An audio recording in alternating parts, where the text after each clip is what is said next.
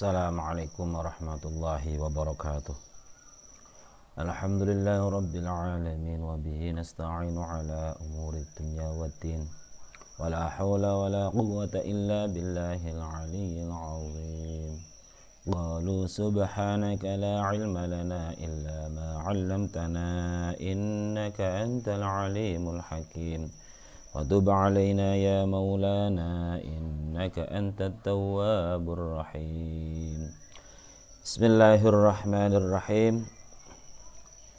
Kemarin kita telah membahas awal dari babut tasa'i, bab yang bersembilan, di mana di situ disampaikan Nabi Muhammad SAW bersabda, Allah SWT telah mewahyukan kepada Nabi Musa alaihissalam, Musa bin Umar, ya, bahwa ada dalam Taurat dikatakan inna ummahatil khataya thalathun, asal dari segala kesalahan, induk dari segala kesalahan itu ada tiga, yaitu al-kibru, yang pertama takabur, yang kedua adalah wal hasad, hasud, dengki, iri hati, kemudian wal khirsu, rakus.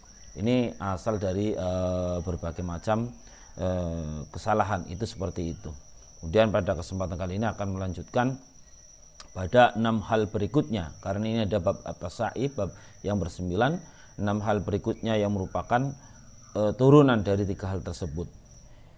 Bismillahirrahmanirrahim. Fana sya'a minha sittatun, fana sa'a mongko tumbuh minha saking salasah, salasah tegese saking perkara kang telu, apa sittatun 6 perkara, fasirna mongko dadi apa masalah ikutis atun 6, as-salasah ma'as sittah, itu perkara kang telu ma'as sittah lan perkara kang 6. Jadi dari 3 masalah, yaitu takabur, hasud, dan hirs dan rakus, itu muncul atau bercabang 6 masalah berikutnya. Ketika 6 masalah berikutnya digabungkan dengan 3 masalah tadi, maka menjadilah 9 masalah yang menjadi dasar atau munculnya kesalahan. Ini semua orang seperti itu, ya. Jadi asalnya itu ada 3, kemudian 6 lagi muncul. Ini yang menjadikan orang kemudian melakukan kekhilafan atau kesalahan yang ia lakukan dalam kehidupan ini.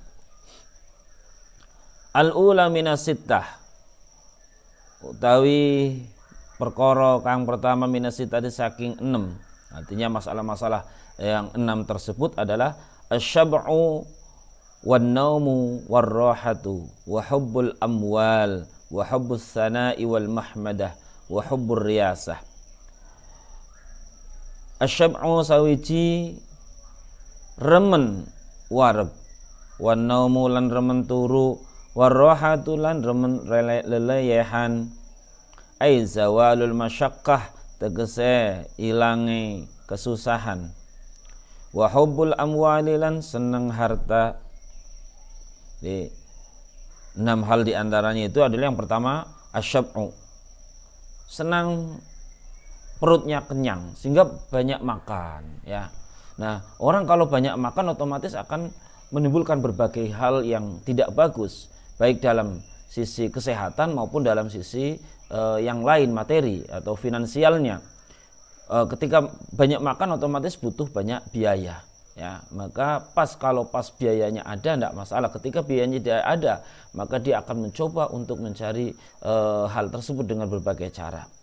Ini yang kemudian menyebabkan orang melakukan kesalahan. Padahal kalau dihitung-hitung, makan seseorang itu kuatnya paling berapa piring, ya. Taruhlah 2 piring, sudah cukup. Nanti 2, kalau 3 kali. Tetapi kalau dia hobi makan, ya, hobi makan, maka dia akan makan terus, dan dia berusaha untuk memenuhi hasrat nafsu makan tersebut. Nah, ini yang menyebabkan kemudian menjadi kesalahan atau kekhilafan yang dilakukan, baik secara fisik. Secara fisik orang terlalu banyak makan, maka menyebabkan fisiknya tidak sehat, ya, akan menyebabkan fisiknya tidak sehat, bahkan muncul berbagai macam penyakit, ya. Nah, dari situlah kemudian setelah asyab'u wan naumu lan turu. Dan dia hobi tidur. Orang kok hobinya tidur terus, sudah bangun makan tidur, bangun makan tidur ya. Padahal apa? An-naum syibhul maut ya. Jadi tidur itu menyerupai kematian. Jadi orang tidur itu kan ya seperti orang mati, udah tidak ada manfaat. Dan sebagai orang kok suka tidur, jangan-jangan sudah kepengen menyambut datangnya kematian ya.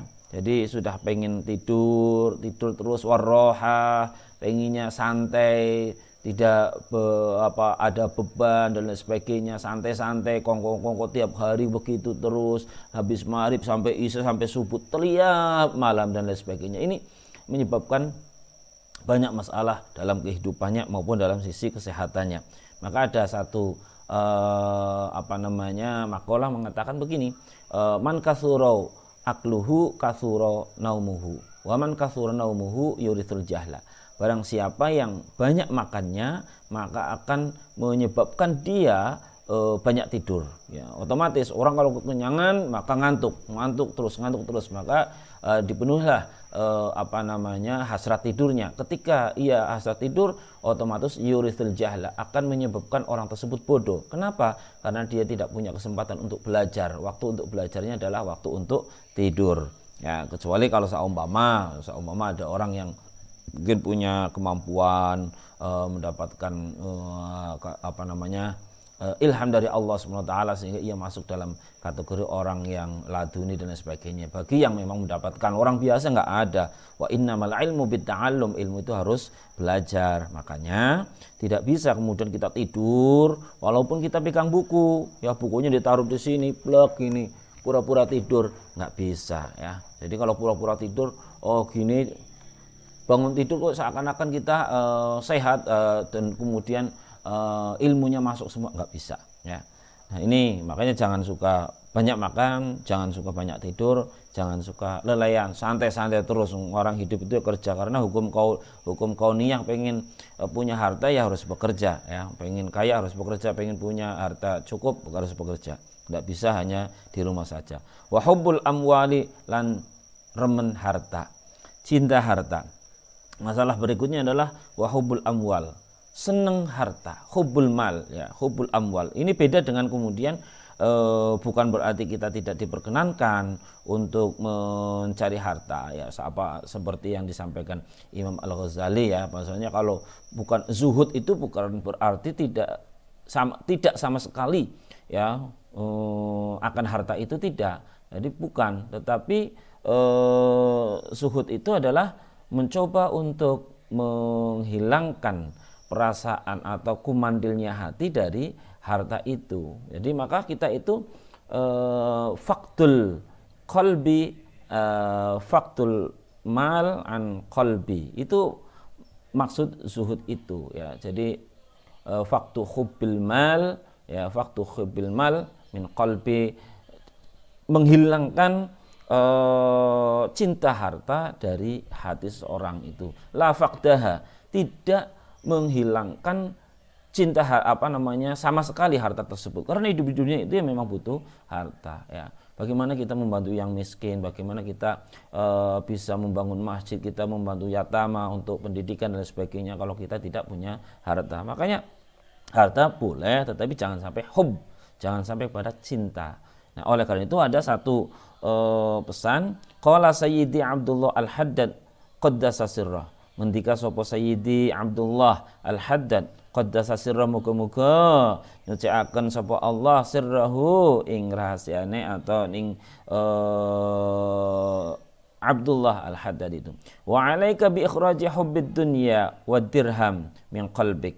Wa alaika lan iku tetep ing atase sira apa bi ikhraji hubbid dinar, ngetokaken cinta dinar, wad dirham lan dirham min qalbika, saking ati sira, hatta yasira, sehingga dadi apa karone hubbid dinar wad dirham indaka ing dalam sanding sira bimangzilatil hajari wal madari, kalawan manggoni panggonane watu, wal madari lan gumpalan getih. Keluarkanlah hubbud dinar wad dirham, cinta harta, intinya cinta uang, cinta kekayaan, cinta macam-macam tentang materi itu dari hati kita. Ya. Jadi faktu hubbil mal min qalbin. Ya, jadi keluarkan cinta harta dari hati kita. Keluarkanlah, meskipun la faktaha kata Imam Al-Ghazali, tetapi di sini dikatakan keluarkanlah cinta dinar, dirham dari hatimu. Sampai apa? Sehingga keduanya itu dalam pandangan kita, dalam pandangan hati kita itu sama saja seperti hajar, ya sama seperti bebatuan yang lainnya. Ya batu kan boleh katakan ada nilainya, tetapi adalah untuk pembangunan, untuk jalan dan lain sebagainya, tetapi tidak mempunyai harta nilai yang sangat tinggi. Tapi kalau kemudian batu itu kita posisikan nilainya sangat tinggi, maka kita akan menjadi cinta batu itu. Ya, oleh karena itu memang jangan sampai kita kemudian hubbul mal itu. Ya, anggap saja seperti batu atau gumpalan getih yang tidak ada manfaatnya. Wa hubbus sana'i wal mahmada wa hubbus sana'i lan demen pujian wal mahmadi lan pujaan. Wa alaika bi ikhrajil manzilah 'indan nasi wa alaika lan ikunu tetep ing atase sira bi ikhrajil hubbil manzilati utawi ngetokaken cinta panggonan derajat, boleh katakan itu strata atau kedudukan indan nasi ing dalam sandingan manusia, munggu manusia min qalbika saking ati sira hatta yastawiya indaka madahahum wa dhimmahum, hatta yastawiya sehingga podo indaka ing dalam sanding sira apa madhuhum pujiane nas wa dhammuhum lan nacaden nas. Nah ini keluarkanlah kita cinta akan posisi, ya, di depan banyak orang, kita cinta akan derajat, ya, di depan orang, pangkat dan lain sebagainya. Keluarkanlah sehingga mestinya kita itu mempunyai posisi yang sama. Mau dipuji alhamdulillah, tidak dipuji alhamdulillah, dicacat alhamdulillah, dijelek-jelekan alhamdulillah. Sehingga kalau orang kok cinta akan pujian di depan manusia, maka yang ia harapkan ya hanya pujian tok. Contoh seumpama kita membuat status, kemudian ada orang yang unlike, ya, tidak suka, maka kita akan merasa macam-macam, ya. Begitu pula ada banyak orang yang lihat tetapi kemudian tidak like, ya, maka hatinya akan marah dan lain sebagainya. Ini kan berarti kita hanya suka pujian, ya. Bolehlah kita suka pujian karena setiap manusia senang dipuji, tidak suka dicela. Tetapi posisi itu seandainya kita dicaci orang, sebetulnya ya kita merasa alhamdulillah, malah justru kita senang mestinya ketika dicaci, dihina banyak orang, dizalimi banyak orang, itu mestinya kita merasa senang. Kenapa? Karena kita itu tidak usah mendapatkan pahala dengan jerih payah. Karena apa? Justru dengan cacian itu ketika kita sabar, dengan zaliman kita sabar, maka kesabaran itu akan membuahkan pahala kepada kita semua. Begitu pula orang yang mencaci kita justru akan rugi. Tetapi karena itu memang adalah sifat nas manusia, maka posisikan sama. Hatta yastawiya dhimmahum, ya, wa madhuhum, ya. Sehingga sama dhimmuhum, ya, antara pujian, antara cacian dan pujian itu pada posisi yang sama. Sehingga kalau mau dicaci ya silahkan, mau dipuji silahkan. Itu jadilah, tanamkan dalam diri kita. Wa hubbur riyasah lan ingkang kaping akhir menika remen kekuasaan. Wa alaika bi ikhraji hubbil jah, wa alaika ing ngatasi sira iku bi ikhraji hubbil jah, ngetokaken cinta pangkat indan nasi ing dalem manusa min qalbika saking ati sira hatta yastawiya indaka sehingga dadi indaka ing munggu sira apa iqbaluhum merhatiaken nas alaika ing atase sira wa idbaruhum lan mungkurine nas angka saking sira. Sumber kesalahan yang lain adalah hubbur riyasah, cinta pangkat, cinta jabatan seseorang, ya. maka dia kepengen dipuji karena ia mendapatkan jawaban. Sehingga ketika ia mendapatkan jabatan, ketika ia dalam posisi tertentu, maka ia kepengen apa yang seluruh orang itu kemudian mentaatinya, menghormatinya dan lain sebagainya karena jabatannya. Ini memang menyebabkan banyak kesalahan yang dilakukan seseorang. Sehingga apa? Kalau seumpama tidak dihormati, dia akan melakukan intimidasi, ya, kemudian penyiksaan, ya, dan lain sebagainya kepada bawahannya tersebut. Nah, oleh karena itu pesannya, keluarkanlah dari dalam diri kita itu cinta akan jabatan. Kalau memang kita punya jabatan, jadikanlah bahwa jabatan itu adalah amanah, bukan sesuatu yang memang itu seakan-akan adalah menjadi wah ini rezeki kita nih, mumpung kita lagi jabat maka orang itu harus taat kepada kita hanya merintah dengan sembarangan dan sewenang-wenang. Itu tidak diperkenankan, ya. Makanya harus dikeluarkan. Oleh karena itu ketika kita berada pada posisi tertentu, jadikanlah kalau memang itu kita diperhatikan, diikuti apa yang kita sampaikan, apa yang kita programkan itu kemudian dihargai oleh orang lain, alhamdulillah. Ketika tidak, juga tidak masalah. Artinya kalau memang diperhatikan dan diabaikan, maka jadikanlah posisi itu sama, ya, karena itulah resiko jabatan. Fa inna hubbal jahi ad-darru ala sahibi min hubbil mal. Fa inna hubbal jahi monggo satuhune remen pangkat iku adharru mahayani ala sahibihi ing atase pemilike hubbil jah min hubbil mali tenimbang cinta harta. Wa kilahuma utawi karone hubbul jah wa hubbul mal iku dalani nuduhaken karone ala raghbati ing atase demen fid dunya ing dalam dunia, ing dalam masalah urusan dunia. Jadi cinta pangkat itu lebih membahayakan daripada hubbul mal, daripada cinta harta. Kalau hanya sekedar cinta harta, maka dia akan berusaha tanpa lewat pangkat. Meskipun ia kemudian melakukan kesalahan-kesalahan dengan melakukan penipuan dan lain sebagainya. Tetapi kalau kemudian ia sudah cinta pangkat, ia menduduki jabatan tertentu, maka hak milik orang lain dengan kepangkatannya itu ia lakukan korupsi, ia lakukan nepotisme, ia lakukan macam-macam untuk apa? Bisa terkait dengan mengumpulkan harta agar ia mendapatkan harta yang sebanyak-banyaknya dengan cara yang tidak benar. Maka oleh karena itu harus dihapuskan dari diri kita. Meskipun hubbul jah, cinta pangkat, dan wahubbul man, cinta harta, itu juga sama-sama menunjukkan bahwa keduanya adalah cinta akan urusan dunia. Wa aslu hubbil jah utawi asale cinta pangkat iku hubbut ta'zim, demen keagungan. Fal 'azamatu mangko utawi keagungan iku min sifatillahi ta'ala, termasuk saking sifatnya Allah Ta'ala. Asli cinta pangkat itu mestinya itu adalah cinta keagungan, cinta ketinggian.